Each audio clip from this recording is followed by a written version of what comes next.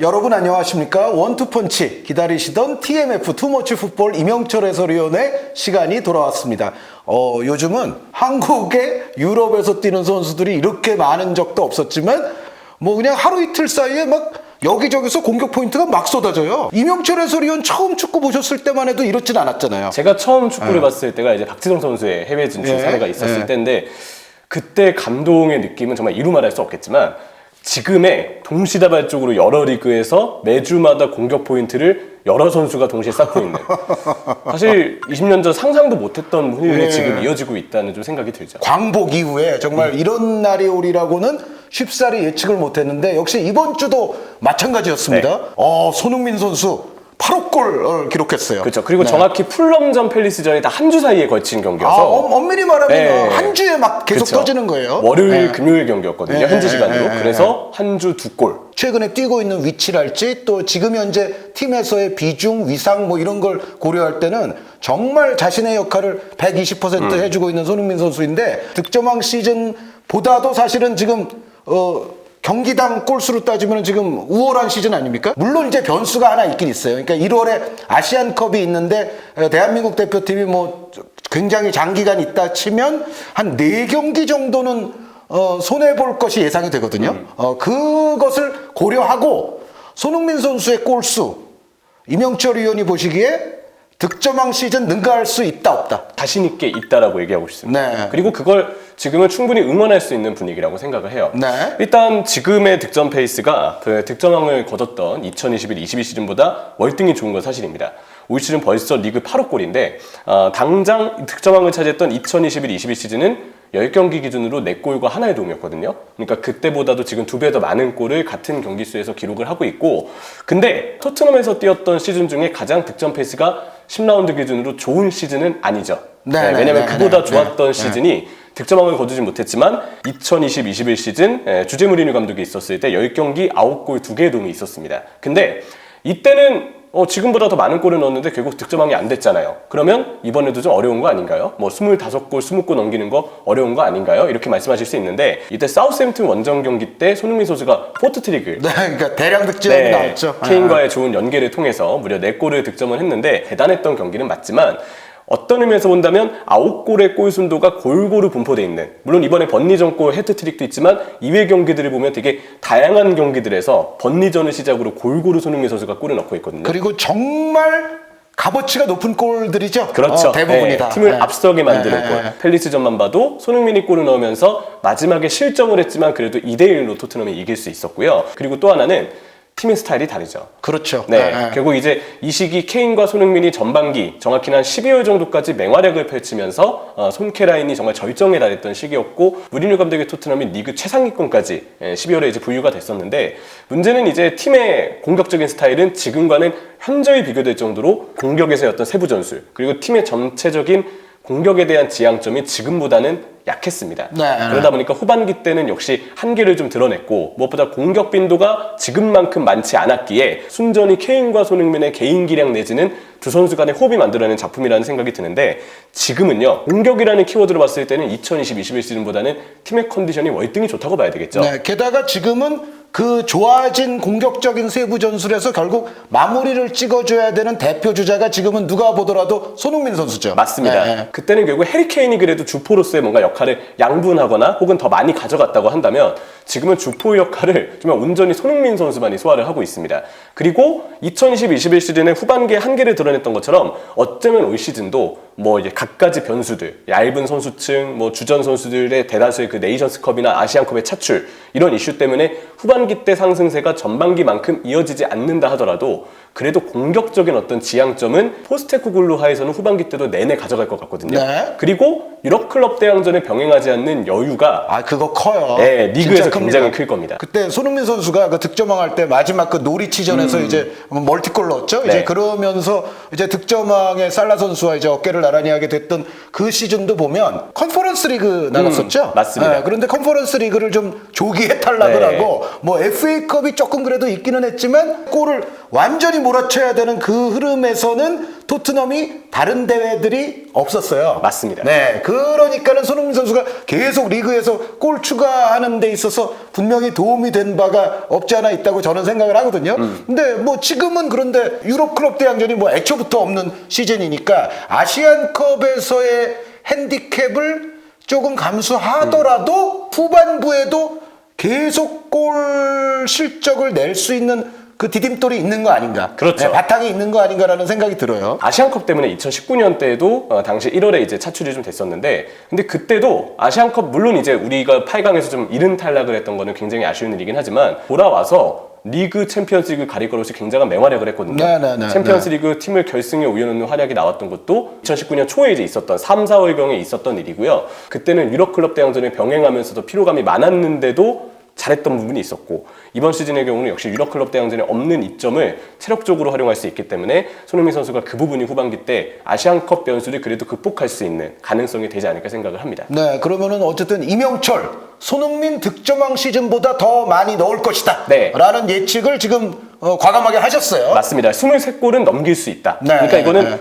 일단 20골은 충분히 넘긴다라는 예상이라고 좀 봐주셔도 됩니다. 네, 그러면은 그 상황에서 홀란 선수가 또 결국은 또 골을 계속 추가를 네. 하고 있어서, 그러니까 멀티골을 넣었어요. 뭐 조금 이제 예년만은 좀 못한 거 아니야라는 소리도 나오지만 어쨌든 홀란 선수 골은 그래도 늘어나거든요. 네. 계속 그 상황에서 홀란 선수까지 넘고 득점왕 뭐 이거는 조금 어려울까요? 일단 이거는 손흥민이 잘하는 것보다 혼란이 얼마나 고꾸라지느냐를 봐야 되기 때문에 득점왕은 사실 쉽지 않다라는 예상을 좀 하고 싶네요. 왜냐면 혼란 선수가 아스날전 그리고 울버햄튼전 포함해서 한 3경기 정도 골이 좀 침묵했던 시기가 있었죠. 네. 그때 이제 실제로 혼란이 좀 고립이 되고 혼란이 뭔가 슈팅이라든지 터치 횟수가 너무 많이 좀 줄어드는, 너무 적은 어떤 경기 관여를 기록했던 아쉬운 일정들이 있었는데, 저는 근데 그렇게 생각을 합니다. 약간 쉬어갔을 뿐이다. 그리고 그때 경기들은 혼란의 문제라기보다는 결국 로드리의 부재, 중원에 굉장히 크게 느껴졌던 경기들이었거든요. 그 에이스가 그럼 로드리 아니에요? 로드리가 가장 중요한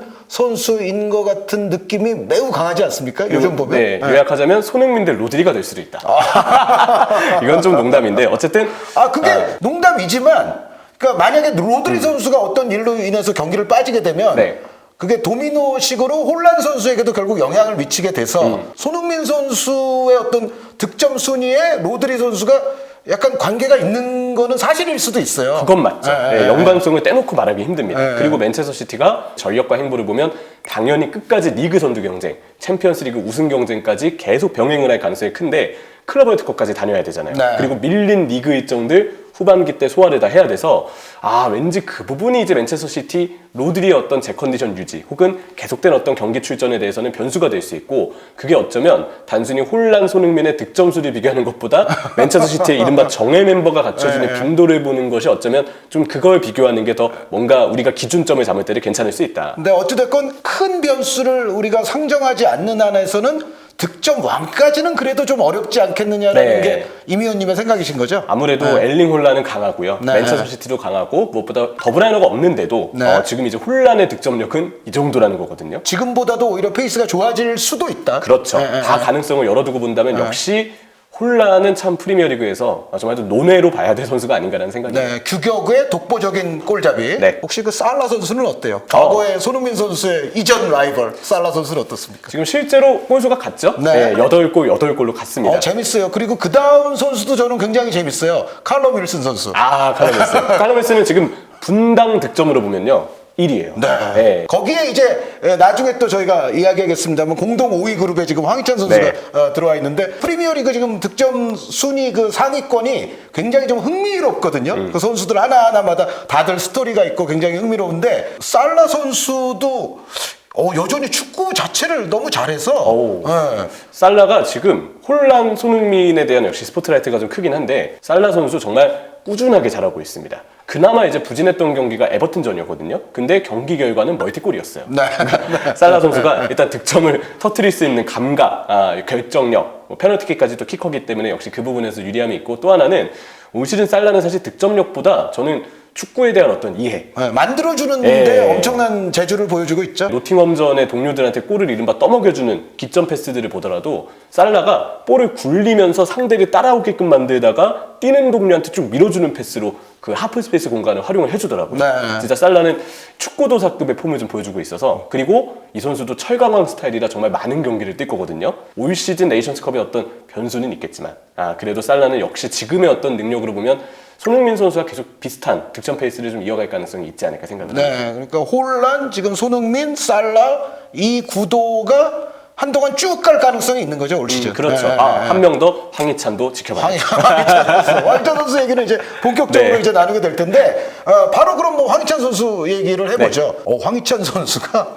정말 대단한 선수로 등극하고 있습니다. 너무 멋있습니다. 네, 그리고 그 EPL 기준으로 따지면은 이미 자신의 최다골, 시즌 최다골을 이미 넘어섰어요. 그렇죠. 그러니까 네. 커리어 하이는 거의 뭐 이제 확정이 되어 있는 네. 거고. 그 황희찬 선수 뭐 최근 퍼포먼스에 대해서 한 말씀 해주시죠. 이번 골 장면이 황희찬 선수의 모든 걸 설명했다고 좀 보는데요. 그 접기의 예술. 네, 그 왼발 바깥으로 접으면서 상대를 속이고 그 다음에 바로 니어포스트 쪽 가까운 쪽 공간을 보고 황희찬 선수가 빠르게 이제 밀어넣었는데, 그 장면을 보면서 느낀 건 황희찬이 지금 궤도에 올라섰다. 우리가 이전에 봤던 황희찬보다도 분명 더 성장한 모습이 느껴진다. 그리고 이게 자신감으로 이어졌다는 생각이 들고요. 실제로 이제 황희찬 선수가 인터뷰를 통해서 밝혔죠. 사실 이번 경기 때 뭐 판정에 대한 여러 가지 얘기는 있습니다만 페널티킥을 내주는 이제 상황이 좀 있었죠. 네. 근데 희찬아 괜찮아, 넌 할 수 있어, 이런 이야기들을 앞다투어서 동료들이 정말 황희찬 선수한테 많이 좀 건네줬다고 하더라고요. 요즘 울버햄튼이 가족적인 분위기 굉장히 좋은 것 같더라고요. 네.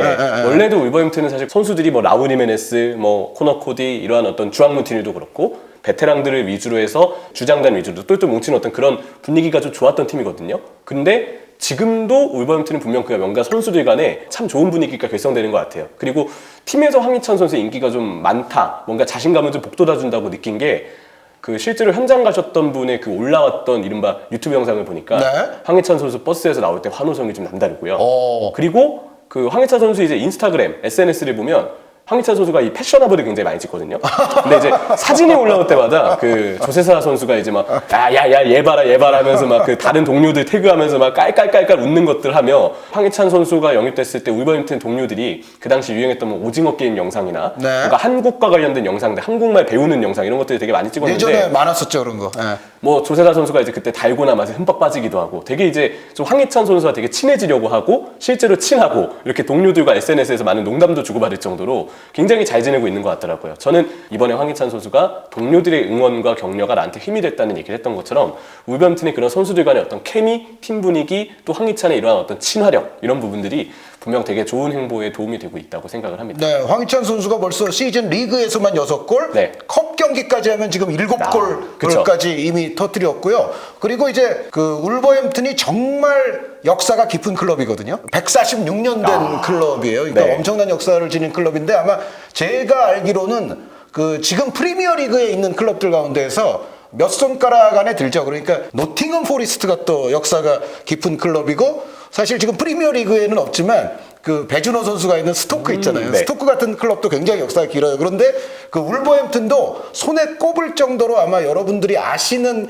잉글랜드 클럽들 가운데는 정말 역사가 긴 클럽인데, 기사나 이 커뮤니티에 네. 나오는 글들을 좀 보면 약간 부정확하게 그 기록을 묘사하는 경우들이 좀 있어서 요거는 제가 조금 설명을 해드리고자 해요. 일단 존 리차즈라는 분이 있습니다. 네. 이 존 리차즈라는 분이 특히 이제 1970년대 이제 울버햄튼 상당한 레전드예요. 그러니까 울버햄튼 역사에서 선수 쭉 나열할 때 이분은 빠질 수가 없습니다. 그러니까 구단에서 그 시즌별로 최다 득점 같은 거를 많이 했던 네. 분이거든요. 그리고 공격수 내지는 뭐 상황에 따라서는 뭐 측면도 갈 수 있었던 아주 대단했던 선수인데, 이게 70년대 지금 초 얘기니까 프리미어 리그라는 이름은 아니고 풋볼 리그죠. 네. 잉글랜드 풋볼 리그. 일부 근데 이제 리그. 일부 리그라는 측면에서는 똑같은 거고요. 근데 이분의 기록을 넘었다는 식으로 요즘 기사가 나오는 것은 조금 저는 지양해야 된다고 봐요. 그러니까 제가 그래서 찾아봤어요. 지금 이게 이분의 출전 기록표입니다. 출전 기록표인데 1973년 3월 3일에 울버햄튼 홈 경기 리그 경기에서 맨시티를 상대로 멀티골을 터뜨렸어요.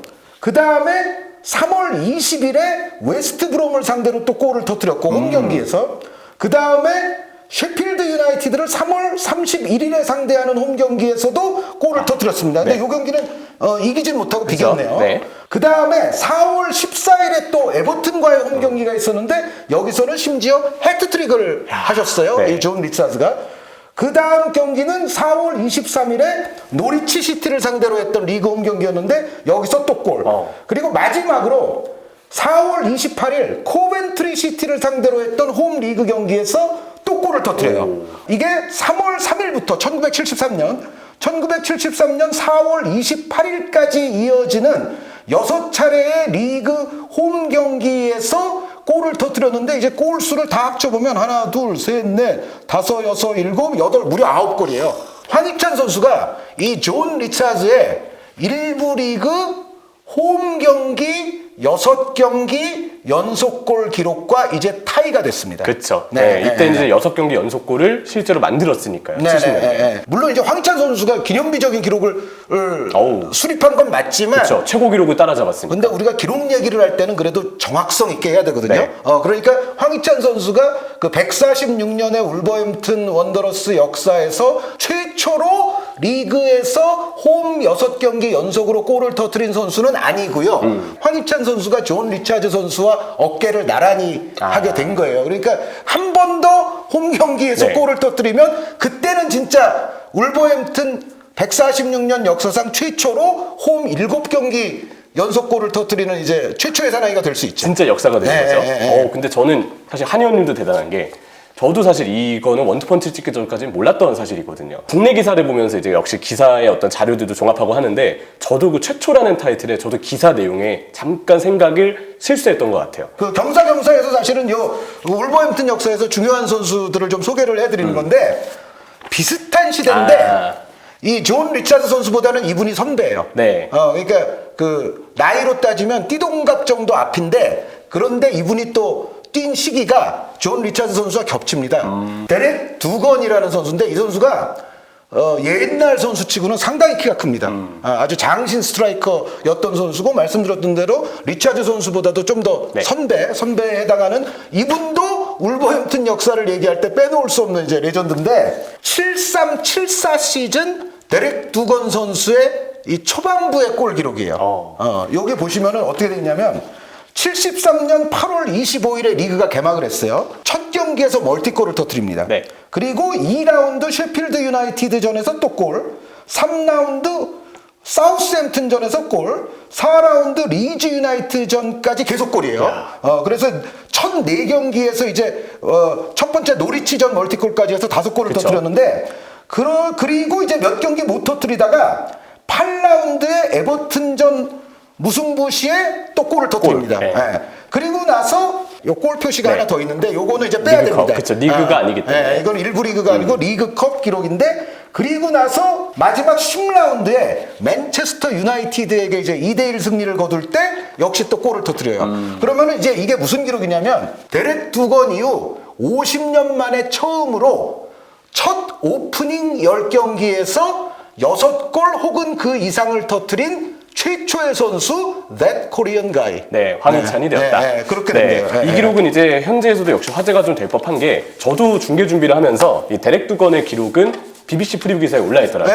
그래서 그때 황희찬 선수가 두건에 이어서 구단의 두 번째 개막 직후 10경기 6골을 넣은 선수가 될 수 있다. 이번 경기에 골을 넣는다면 이게 이번 그 뉴캐슬전 프리뷰 기사에 BBC에 올라와 있던 내용이거든요. 저는 뭐가 궁금했냐면 근데 두건 선수도 정말 했나? 6골인지 그쵸. 아니면 혹은 7골이거나 뭐 8골이거나 뭐 그 이상인지 네. 그거를 보고 싶었는데 찾아보니까 7골이더라고요. 7골. 멀티골 네. 경기가 하나 있었기 때문에 어쨌든 이 울버햄튼 역사에 남는 이 두 레전드들과 황희찬 선수가 이제 영원히 같이 언급이 될 거고요. 그리고 아까 그 홈 연속 기록은 황희찬 선수가 이제 한 번 더 하면 존 리차드 선수의 기록을 넘어섭니다. 근데 그 흥미로운 게 그 넘어설지 말지 여부가 걸린 경기가요. 11월 11일에 토트넘 호스퍼전입니다. 홈 토트넘전.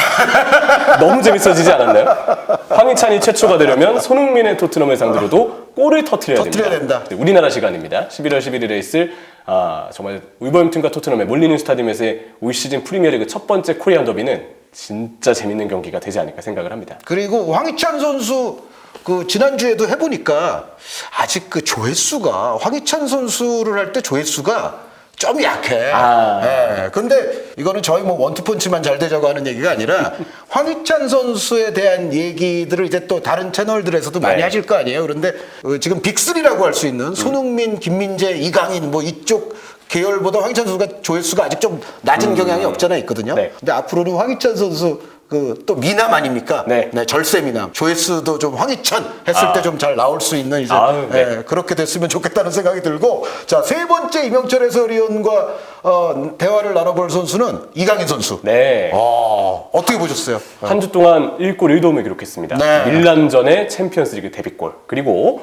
파리에서의 데뷔골이기도 했고요. 그리고 이제 브레스트전에서는 은바페 선수에게 도움을 기록했죠. 네. 은바페에게 배후 침투할 수 있는 공간으로 이강인 선수가 정확하게 패스를 주었고 은바페가 그 공을 드리블로 잘 살려내면서 찬스를 마무리 지었던 이제 골 장면도 생각이 납니다. 근데 그 절묘한 패스는 정말 절묘하지 않았나요? 그렇죠. 그리고 은바페 선수 뛰는 타이밍 약간 하프라인보다 아랫지점에서 스타트를 했죠. 그걸 알고 이강인 선수도 딱 공간으로 갖다 주는 크게 꺾어놓는 패스가 타이밍도 궤적도 상당히 좋았다는 생각이 들어요. 네.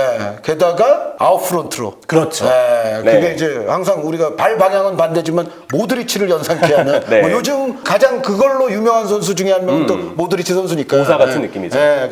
이강인 선수의 또 능력을 볼 수가 있었는데 전체적인 어떤 이후의 평점들에 있어서도 뭐 약간 경우에 따라 뭐 언론사에 따라 좀 다르긴 하지만 자이르 에메리 선수 여전히 좋은 폼이었고 네. 또 은바페 선수의 위력이 또 여전히 빛났기 때문에 그 두 선수는 당연히 평점이 높은데 근데 이 두 선수 다음 급으로는 그래도 이강인 선수가 이 경기에서 괜찮았던 선수라는 거를 뭐 현지에서도 충분히 인정을 해주고 있는 것 같습니다. 네, 이번 브레스트전을 보아도 이강인 선수가 오른쪽에서 공 달고 상대를 이제 상체 움직임으로 속여내면서 공간수하고 왼발각 만들어내는 솜씨를 굉장히 잘 보여주더라고요. 오른쪽에서 왼발각을 만들고 직접 중앙이나 반대편으로 전환까지 해주는 모습들을 역시 여러 차례 좀 볼 수 있는데 좌우 전환 패스를 사실 지금 엔리케 감독의 전술에서는 일종의 4-2-4라고 팬분들은 부르시더라고요. 4-2-4가 제가 네. 저 해설할 때도 그 얘기를 처음부터 좀 했지만 그러니까 뉴캐슬전 참사가 난 이후에 사실 욕을 많이 먹었잖아요. 많은 비판 받았죠. 근데 오히려 그 이후의 행보를 보면 욕을 먹었음에도 불구하고 이게 오히려 그 파리 생제르맹의 기본 포진처럼 굳어지는 듯한 그런 인상이 분명히 있거든요. 맞습니다. 네. 왜냐하면 그 라인업에 아무리 중앙 미드필더가 3명이 배치가 돼도 결국 왼쪽 중앙 미드필더는 은바페를 지원하기 위해서 야치 윙처럼 빠지거든요. 네, 그 비티냐 선수가 항상 그렇게 해왔죠. 네. 그리고 이번 경기 바르콜라가 그렇게 하는 듯 하다가 또 경기 중반부에는 이강인이 왼쪽으로 갔을 때 네. 이강인이 또 그 역할을 맡아서 왼쪽에 폭을 벌려주는 역할을 했었죠. 그러니까 비티냐나 이강인이 들어가게 되면 약간 하이브리드 형태는 나와요. 맞습니다. 그러니까 4-2-4처럼도 보이지만 4-3-3처럼도 보이는 이제 그런 롤이 되고 이제 바르콜라 같은 선수가 나오면 그건 더 노골적으로 이제 4-2-4처럼 되는데 그렇죠. 어찌됐건 4-2-4 기본으로 갖고 가는 거는 좀 어떻게 생각하세요? 근데 이게 참 안타까우면서도 어쩔 수 없다는 생각이 드는 건 지금 누노 멘데스 선수가 장기 부상이잖아요. 네. 왼쪽 풀백에 그렇다고 해서 퀴르자와를 쓸 수는 없기 때문에 네. 퀴르자와는 수비를 거의 놓는 선수라고 보면 되거든요. 수비수지만 쉽게 표현하면. 방치형 수비수. 네, 그리고 홈 경기 때 교체 투입을 했을 때 야유가 나왔습니다. 그러니까 퀴르자와는 사실 지금으로서는 쓸 수 없는 자원이라고 봤을 때 네. 왼쪽 측면에 가용할 수 있는 인원은 지금 루카스 에르난데스만 지금 있는 상황으로 봐야 되거든요. 그러다 보니까 왼쪽 측면에 루카스 에르난데스가 아무리 풀백으로 뛴다 해도 공격적으로 누누 멘데스만큼 빠르게 올라와서 크로스를 올리거나 폭을 보여주는 옵션을 제공할 수는 없거든요. 아마 그 상황을 엔리케 감독도 알고 꽤 많이 고민을 한 것 같아요. 근데 은바페에게 왼쪽 윙에 폭을 벌리는 역할을 주기에는 은바페는 아무리 왼쪽 윙으로 나와도 결국 안으로 좁혀서 골을 넣을 때, 사냥을 해야 될 때는 박스로 들어야 되거든요. 그럼 누군가는 왼쪽에 폭을 벌려야 되는데 풀백에게 그 역할을 맡길 수 있는 상황이 아니니까 조금 어쩔 수 없는 부분에서 중앙 미드필더에게 그 역할을 주는 게 아닌가라는 생각을 합니다. 전술적인 어떤 의도는 확실히 이렇게 엔리케 감독의 의도를 해석할 수 있는데 문제는 이번 경기도 그렇고 이전의 경기들도 그렇지만 이게 공수 밸런스에 상당한 어려움을 준다는 거예요.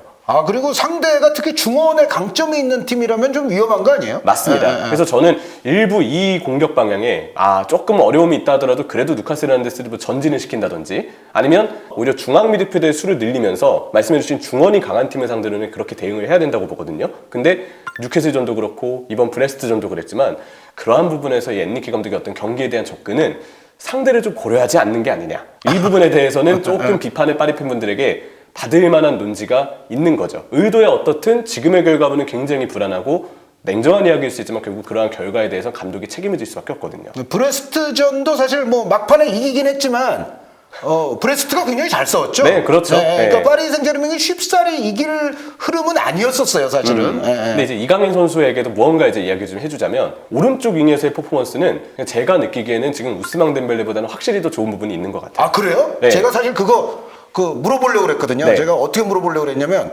자, 국뽕 빼고, 자, 오른쪽에서 뛴다 쳤을 때, 네. 덴벨레입니까? 이강인입니까? 이렇게 하려고 그랬거든요. 그럼 저는 물론 덴벨레가 지금 많은 경기를 뛰긴 했지만 네. 근데 정말 좋은 질문인 것 같아요. 저도 하고 싶었던 얘기긴 해서 빼고. 라고 해도 음바페와의 어떤 융화, 상대에 대한 압박, 분명 지금 봤을 때는 더 이강인 선수가 경기 영향력적으로 보여준 부분들이 지금 경기 뛴 경기들을 봤을 때, 시간들을 봤을 때 충분히 있다고 좀 보이거든요. 네, 제가 공정성을 위해서 네. 덴벨레 선수 측 변호인으로 제가 한마디 할게요. 네. 근데 덴벨레는 스피디한 드리블 돌파가 있잖아. 맞습니다. 네, 그거 만약에 덴벨레가 그걸 안 한다 그러면 파리 생제르맹에서 딱히 또 그런 유형의 파괴를 해주는 선수가 없잖아요. 그렇죠. 그 문제는 어떻게 생각하세요? 이강인 선수도 그 드리블에 있어서는 분명 좋은 스킬을 가졌지만 더 빠른 선수는 역시 우스망 덴벨레이긴 합니다. 그래서 경기 전술에 따라서 선택하면 될 문제인데 지금 봤을 때 그냥 팀적인 영향력을 봤을 때 이강인이 덴벨레에게 밀릴 것은 없다라고 좀 보거든요. 그러니까 다시 정리하면 네. 상대와 상황에 따라서는 덴벨레가 유력한 순간도 분명히 존재하는데 네. 그냥 지금 덴벨레 이강인의 모습만 봤을 때는 오른쪽에 오히려 이강인 선수가 설 때가 팀으로서는 조금 더 유익해 보인다는 그런 말씀이신 거죠. 맞습니다. 예. 왜냐면 이번 밀란전에 우스만 덴벨레가 선발이었고 이강인 선수가 교체였죠. 네. 그때 이제 덴벨레 선수가 데뷔골을 넣긴 넣었지만 VAR 끝에 취소가 되는 불운도 좀 있었고 네. 제가 그간 파리 경기를 쭉 보면서 느낀 거는요. 밀란전의 덴벨레가 올 시즌 폼 중에서는 제일 나은 편에 속했다고 생각을 해요. 그런데 일관적이진 않죠. 맞습니다. 예. 그리고 그 전 경기들은 사실 그런 번뜩임의 어떤 순간들이 덴벨레가 밀란전만큼 많이 만들진 못했다는 인상이 강했어요. 그나마 그래도 밀란전이 많이 네. 만든 경기다. 좋았던 편에 속한다라는 점 정리를 하고 싶고 그런 부분에서 결국 한 자리에서 경쟁을 할 때 누군가가 더 꾸준한 폼을 보여주는지 여부를 봐야 되잖아요. 근데 이강인 선수가 아직 동료와의 호흡을 많이 맞춘 게 아닌데도 괜찮은 관여들을 보여주기 때문에 이강인 선수가 밀릴 이유는 없다. 하지만 덴벨레는 덴벨레만의 장점이 있기 때문에 엔리케 감독이 분명 우스망 덴벨레를 선택하는 순간이 있을 거거든요. 그때는 이강인 선수가 왼쪽으로 기용될 가능성이 충분히 존재해요. 그리고 또 하나는 비티니아도 지금 왼쪽 이 중앙 미드필더로 마치 윙처럼 뛰면서 기능이 될 때 중앙에서 뛸 때보다는 비티니아 선수도 거기서의 관여도는 좀 아쉽거든요. 그리고 바르콜라도 그 부분에서는 조금 더 아직까지는 음바페하고의 호흡과 같은 부분에서 이강인 선수보다는 좀 더 맞춰야 될 부분들이 있고 무한히 윙 기용은 냉정하게 보자면 좀 실패했다고 봐야죠. 그런 점들을 보면 결국 이강인 선수를 왼쪽이 음바페와 호흡이 좀 잘 맞는다는 점에서 일부러 이강인의 왼쪽 기용을 앞으로 선택할 가능성도 꽤 있다고 생각을 합니다. 근데 그렇게 되면 궁극적으로는 경쟁 상대가 비티니아 선수가 될 확률이 높아지죠. 그렇죠. 근데 비티니아 선수는 요즘 보면은 또 경기력은 나름 괜찮아요. 네. 근데 비티니아가 또 왼쪽보다는 제 생각에 뭐 에메리 이제 우가르테 파비안 루이스 이쪽과 경쟁을 해야 되는 건데 중앙에서 확실히 더 이 비티니아 선수가 뽀른반이나 전개 같은 부분들이 괜찮을 때가 있거든요. 근데 왼쪽으로 갔을 때는 비티니아 선수도 약간 아쉬운 부분이 있다. 그리고 거기서는 이강인 선수가 누가 더 나은지에 대해서 엔리케 감독이 고민하고 쓰는 과정들이 있을 것 같아요. 여러모로 이강인 선수가 멀티성을 어떤 보여주고 본인의 어떤 출전기를 확보하기 위해서 왼쪽에서의 적응도 분명 지금 이상으로 더 필요하지 않을까. 그런 어떤 이야기는 제가 앞으로의 일정을 대비해서 좀 말씀을 드리고 싶더라고요. 이강인 선수는 지금 뭐 어느 위치에서 확고하게 뭐 주전 잡았다까지 말씀드릴 수는 없지만 이강인 선수의 지금 갖고 있는 능력 그리고 이강인 선수는 뭐 덴벨레 같은 선수에 비해서는 저점이 높잖아요. 그렇죠. 그러니까 네. 덴벨레 선수가 한 경기 안에서도 막 고점이 있는가 하면 저점은 떨어지고. 막 저기 네. 떨어지는데 이강인 선수는 그래도 여기까지는 해줄 거야라고 좀 더 신뢰할 수 있는 그런 부분들이 분명히 있고 그것을 아마 지금쯤은 파리 생제르맹 측에서도 알 겁니다. 맞습니다. 그래서 섭섭치 않을 정도로 충분한 이제 출전 기회 어디서 뛰든지 간에 앞으로 계속 잡지 않겠나라는 예상은 뭐 틀림없으신 거죠? 맞습니다. 그리고 무엇보다 멀티잖아요. 그리고 이강인 선수가 아직 시간이 짧아서 그렇지 왼쪽에서 출전 시간 또 동료들하고 호흡을 계속 맞추다 보면 워낙 음바페하고 호흡이 좋아서 음바페가 인정해주는 것 같아요. 그런 것 같아요. 네, 엄지해주고 이렇게 막 이렇게 껴안아주고 음단장님이라는 표현들 이제 말씀을 많이 해주셨는데 아니 요즘은 좀 다르게 부르고 싶어요. 아, 네. 총재님. 혹은 뭐 통령. 나세르 음바페잖아요. 약간 그런 것처럼. 통령이나 총재로 부르고 싶습니다. 네. 네. 물론 많은 분들은 중앙을 바라겠지만 현실적으로 중앙은 지금 우가르테나 에메리, 좀 비티냐까지. 그 두 선수는 기본인 것 같아요. 네. 우가르테 선수, 에메리 선수. 그렇죠. 그렇게 좀 보이기 때문에 좌우측 경쟁에 있어서 이강인 선수가 둘 다 가능한 어떤 점을 입증해낸다면 많은 출전 기회 그리고 네. 정말 팬들의 사랑 다 받을 수 있을 거라고 좀 생각을 합니다. 그렇습니다. 그리고 마지막으로 우리 황의조 선수가 네. 썬덜랜드라는 또 2부 리그에서는 아주 네임드 명문팀 아닙니까? 네. 예. 썬덜랜드를 상대로 황의조 선수가 마침내 골을 넣었습니다. 이 노리치 소속으로 지금 황의조 선수가 꾸준히 경기를 출전하고 있습니다. 매 경기 선발은 아니지만 챔피언십 일정 자체가 프리미어리그 이상으로 굉장히 빡빡하거든요. 그렇지. 경기수 자체가 많잖아요. 네, 아무래도 많기 때문에 그런 부분에서 황의조 선수가 선발로 나오는 경기도 있고 혹은 선발이 아니더라도 계속 꾸준히 교체로 기회를 잡으면서 일단 가장 우려했던 경기 감각을 꾸준히 지금 황의조 선수가 유지를 해주고 있어요. 한 10경기 만에 이번에 처음으로 풀타임도 뛰었어요. 맞습니다. 그래서 이제 점점 또 신뢰를 받고 있다. 그런다는 점도 역시 좀 느낄 수가 있는데 또 한 가지는 이제 대표팀에서도 사실 황의조 선수가 득점을 성공을 했고 네. 얼마 안 지나지 않아서 이번에 소속팀에서도 무려 썬더랜드를 상대로 또 골을 넣음으로써 본인의 골 감각, 경기 감각 지금 충분히 잘 유지가 되고 준비가 되고 있다. 아시안컵 때도 황의조 선수가 분명 좋은 레벨에서 대회에 임할 수 있다는 좀 가능성이 생겼거든요. 네네. 여기에 또 미트윌련에서 조규성의 활약도 아주 좋고 셀틱의 오영규가 조금 더 기회를 받았으면 좋겠다는 아쉬움은 있지만 황의조 선수와 조규성 선수의 소속팀에서의 상황이 상당히 양호하다. 이렇게 정리할 수 있을 것 같습니다. 네, 황의조 선수가 약간은 그 노리치 초기에는 호흡이 안 맞고 약간 겉도는 인상도 네. 있었거든요. 그런데 썬덜랜드를 상대로 근데 경기는 뭐 팀이 졌지만 어쨌든 그래도 좋은 골을 터트림으로 인해서 아마 동료들에게도 더 인정을 받고 앞으로는 황의조 선수의 동선을 동료들이 더 잘 이해하고 호흡을 잘 맞춰주지 않을까라는 생각이 들어요. 네. 그래서 커리어 지금 황의조 선수는 이제 후반부를 달리고 있는데 굉장히 중요한 골이었던 것 같아요. 이게 골 터지는 시간이 더 길어지면 길어질수록 황의조 선수 어려워질 수도 있었거든요. 네. 그런데 이번에 어쨌든 좋은 골을 터뜨림으로 인해서 황의조 선수도 앞으로 계속 쭉쭉 또 뻗어나갈 수 있는 그러한 어떤 시간이 되기를 바라면서 엘 클라시코 맨체스터 더비라는 또 다른 흥미로운 주제들을 가지고 다음 코너에서 다시 찾아뵙도록 하겠습니다. 여러분 대단히 감사합니다.